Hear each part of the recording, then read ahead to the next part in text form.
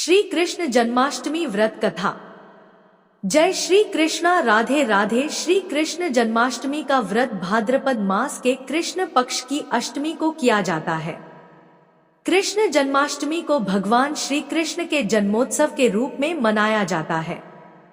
भगवान श्री कृष्ण जी का जन्म भाद्रपद मास के कृष्ण पक्ष की अष्टमी बुधवार को रोहिणी नक्षत्र में अर्धरात्रि के समय वृष के चंद्रमा में हुआ था।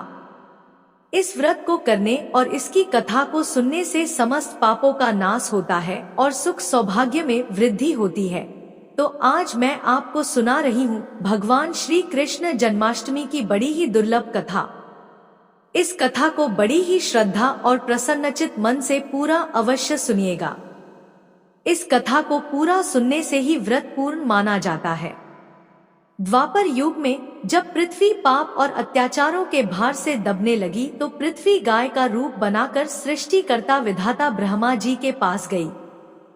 सभी देवता ब्रह्मा जी के पास गए और ब्रह्मा जी को पृथ्वी की दुखांत कथा सुनाई।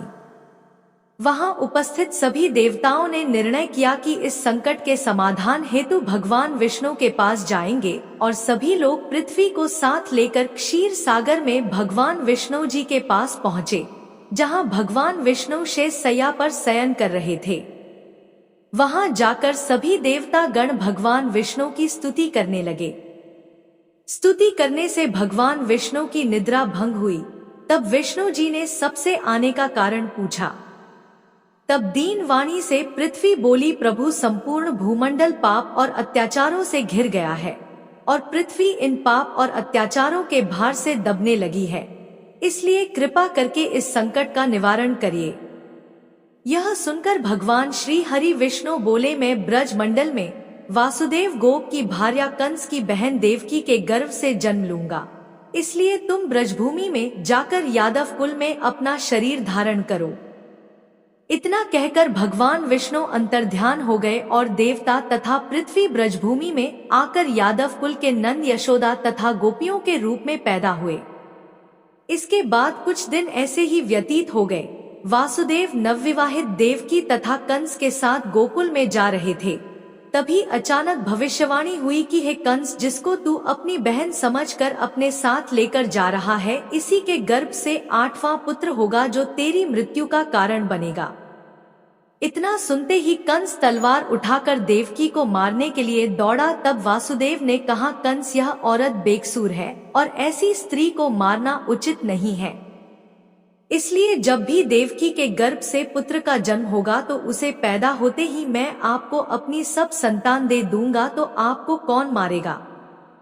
कंस ने उनकी बात मान ली और वासुदेव तथा देवकी को ले जाकर कारागार में बंद कर दिया। जब भी देवकी के पुत्र होता तो कंस उन्हें मार देता। इसी तरह देवकी के 7 पुत्र मारे गए। इसके बाद जैसे ही 8वें गर्भ की बात कंस को मालूम हुई तो इस बात का पता चलते ही कंस ने देवकी और वासुदेव को विशेष कारागार में डलवाकर पहरा लगवा दिया। भाद्रपद मास की कृष्ण पक्ष की अष्टमी को भयावनी रात के समय जब शंख गदा पद्मधारी भगवान श्री कृष्ण का जन्म हुआ तो चारों ओर प्रकाश फैल गया। लीलाधारी भगवान की यह लीला देखकर वासुदेव और देवकी उनके सामने हाथ जोड़कर खड़े हो गए।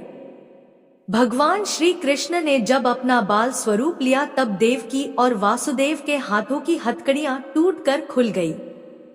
दरवाजे अपने आप खुल गए और पहरेदार सोते हुए नजर आए। तब वासुदेव कृष्ण जी को अपने साथ लेकर वहां से निकल गए। जब वासुदेव ने यमुना को पार करने के लिए अंदर प्रवेश किया तो यमुना का स्तर बढ़ने लगा।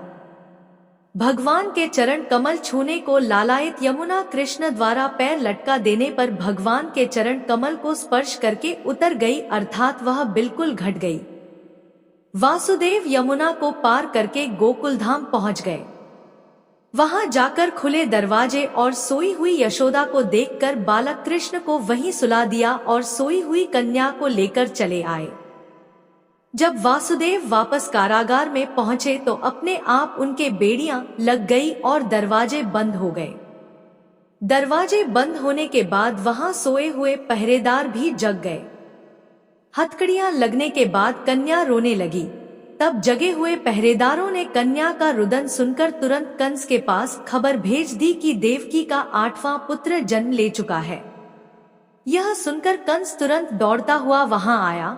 जब कंस ने कन्या को हाथ में लेकर पत्थर पर पटकना चाहा तो कन्या हाथ से छूटकर आकाश में उड़ गई और साक्षात देवी के रूप में प्रकट होकर बोली कि हे दुष्ट, तुझे मारने वाला गोकुल में नंद के घर में उत्पन्न हो चुका है और इससे तेरी मृत्यु सुनिश्चित है।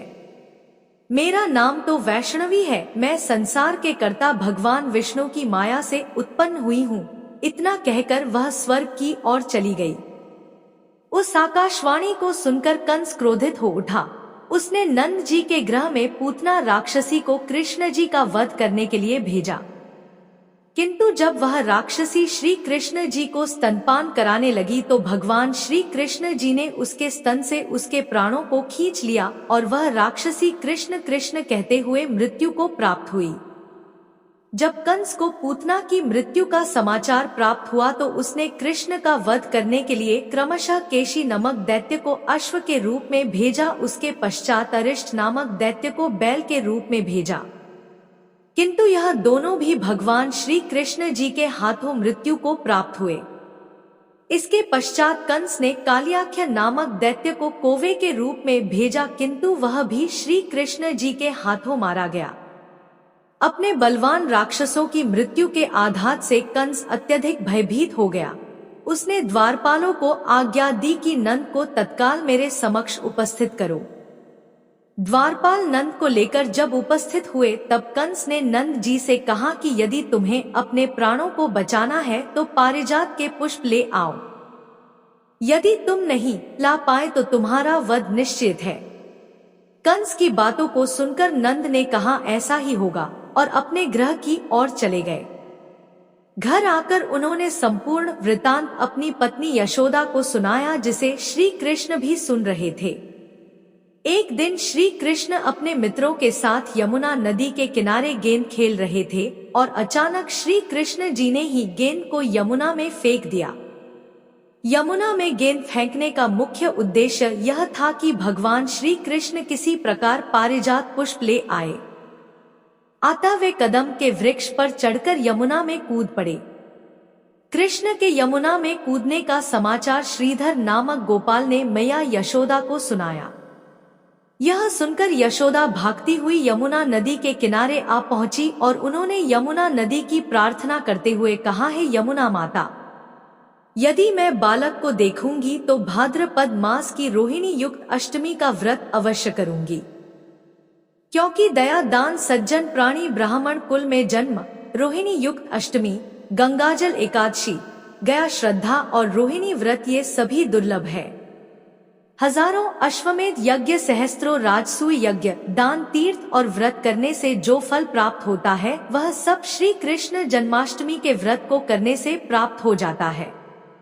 यह बात नारद ऋषि ने इंद्र से कही थी। इंद्र ने कहा, है मुनियों में श्रेष्ठ नारद, यमुना नदी में कूदने के बाद उसे बाल रूपी कृष्ण ने पाताल में जाकर क्या किया, यह संपूर्ण वृतांत भी बताइए।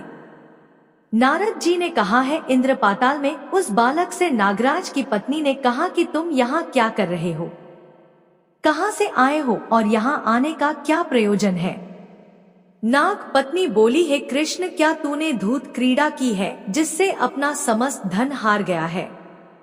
यदि ये बात ठीक है तो कंकर, मुकुट और मंदिरों का हार लेकर अपने गृह में चले जाओ, क्योंकि इस समय मेरे स्वामी शयन कर रहे हैं। यदि वे उठ गए तो वे तुम्हारा भक्षण कर जाएंगे। नाग पत्नी की बातें सुनकर श्री कृष्ण जी ने कहा, है कांते, मैं किस प्रयोजन से यहाँ आया हूँ वह वृतांत मैं तुम्हें बताता हूँ। समझ लो, मैं कालिया नाग के मस्तक को कंस के साथ जुए में हार चुका हूँ और वही लेने मैं यहाँ आया हूँ। बालक कृष्ण की इस बात को सुनकर नाग पत्नी अत्यंत क्रोधित हो उठी और अपने सोए हुए पति को उठाते हुए उसने कहा, है स्वामी, आपके घर यह शत्रु आया है, अतः आप इसका हनन कीजिए। अपनी स्वामिनी की बातों को सुनकर कालिया नाग निद्रा अवस्था से जाग पड़ा और भगवान कृष्ण से युद्ध करने लगा। युद्ध में कृष्ण जी को मूर्छा आ गई। इस मूर्छा को दूर करने के लिए उन्होंने गरुड़ का स्मरण किया। स्मरण होते ही गरुड़ जी वहां आ गए। भगवान श्री कृष्ण जी अब गरुड़ पर चढ़कर कालिया नाग से युद्ध करने लगे और उन्होंने कालिया नाग को युद्ध में पराजित कर दिया। अब कालिया नाग ने भली भांति जान लिया था कि मैं जिनसे युद्ध कर रहा हूँ वे और कोई नहीं, स्वयं भगवान विष्णु जी के अवतार श्री कृष्ण जी हैं। अतः कालिया नाग ने भगवान श्री कृष्ण के चरणों में साष्टांग प्रणाम किया और पारिजात से उत्पन्न बहुत से पुष्पों को मुकुट में रखकर श्री कृष्ण जी को भेंट किया। अब श्री कृष्ण जी चलने को हुए तब कालिया नाग की पत्नी ने कहा, हे स्वामी, मैं कृष्ण को नहीं जान पाई। हे जनार्दन, मंत्र रहित, क्रिया रहित, भक्ति भाव रहित मेरी रक्षा कीजिए। हे प्रभु, मेरे स्वामी को मुझे वापस दे दीजिए। तब श्री कृष्ण जी ने कहा, हे शर्पणी, दैत्यों में जो सबसे बलवान है उस कंस के सामने मैं तेरे पति को ले जाकर छोड़ दूंगा, अन्यथा तुम अपने ग्रह को चली जाओ। अब श्री कृष्ण जी कालिया नाग के फन पर नृत्य करते हुए यमुना के ऊपर आ गए। उसके बाद कालिया नाग की फूंकार से तीनों लोग कंपायमान हो गए। अब श्री कृष्ण जी कंस की मथुरा नगरी की ओर चल दिए। महाकमल पुष्पों को देखकर यमुना के मध्य जलाशय में वह कालिया सर्प भी चला गया। इधर कंस भी विस्मित हो गया तथा कृष्ण प्रसन्नचित होकर गोकुल वापस लौट आए। उनके गोकुल आने पर उनकी माता यशोदा ने विभिन्न प्रकार के उत्सव किए। अब इंद्र ने नारद जी से पूछा, है नारद, संसार के प्राणी बालक श्री कृष्ण के आने पर अत्यधिक आनंदित हुए, आखिर श्री कृष्णा जी ने क्या क्या चरित्र किया, वह सभी आप मुझे बताने की कृपा करें। नारद जी ने इंद्र से कहा, मन को हारने वाला मथुरा नगर यमुना नदी के दक्षिण भाग में स्थित है। वहां महाकांश का महाबलशाली भाई चारूढ़ रहता है। उस चारूढ़ से श्री कृष्ण के मल युद्ध की घोषणा की गई।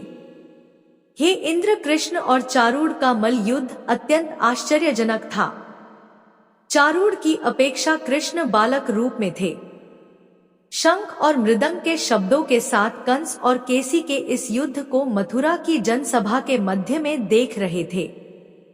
श्री कृष्ण जी ने अपने पैरों को चारूढ़ के गले में फंसाकर उसका वध कर दिया।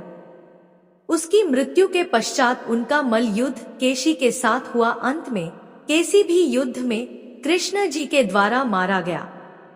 केसी के मृत्यु उपरांत मल युद्ध देख रहे सभी प्राणी श्री कृष्ण जी की जय जयकार करने लगे। बालक कृष्ण के द्वारा चारूढ़ और केसी का वध होना कंस के लिए अत्यंत हृदय विदारक था। अतः उसने सैनिकों को बुलवाकर उन्हें आज्ञा दी कि तुम सभी अस्त्र शास्त्रों से सुसज्जित होकर कृष्ण जी से युद्ध करो। आगे नारद मुनि कहते हैं, हे इंद्र, इस क्षण श्री कृष्ण जी ने गरुड़, बलराम तथा सुदर्शन चक्र का ध्यान किया, जिसके परिणाम स्वरूप बलदेव जी सुदर्शन चक्र लेकर गरुड़ पर आरूढ़ होकर वहां आ गए। उन्हें आता देख बालक कृष्ण सुदर्शन चक्र को उनसे लेकर स्वयं गरुड़ की पीठ पर बैठकर ना जाने कितने ही राक्षसों और दैत्यों का वध कर दिया, कितनों के शरीर अंग भंग कर दिए। इस युद्ध में श्री कृष्ण और बलदेव ने असंख्य दैत्यों का वध किया। बलराम जी ने अपनी आयुध शस्त्र हल से और कृष्ण जी ने सुदर्शन चक्र से माघ मास की शुक्ल पक्ष की सप्तमी को विशाल दैत्यों के समूह का सर्वनाश कर दिया। जब अंत में केवल दुराचारी कंस ही बचा तो कृष्ण जी ने कहा, है दुष्ट, अधर्मी, दुराचारी, अब मैं इस महायुद्ध स्थल पर तुझसे युद्ध कर तथा तेरा वध कर इस संसार को तुझसे मुक्त कराऊंगा। यह कहते हुए श्री कृष्ण जी ने उसके केश को पकड़ लिया और कंस को घुमाकर पृथ्वी पर पटक दिया, जिससे वह मृत्यु को प्राप्त हुआ। कंस के मरने पर देवताओं ने शंख घोष तथा पुष्प वर्षा की। वहां उपस्थित समुदाय श्री कृष्ण जी की जय जयकार कर रहा था। कंस की मृत्यु पर नंद बाबा, देवकी माता, वासुदेव जी, यशोदा माता और इस संसार के सभी प्राणियों ने हर्ष पर्व मनाया। इस प्रकार से श्री कृष्ण जन्माष्टमी की इस पावन कथा का यहीं पर समापन हुआ। बोलिए श्री कृष्ण भगवान की जय, बोलिए श्री राधा कृष्ण भगवान की जय।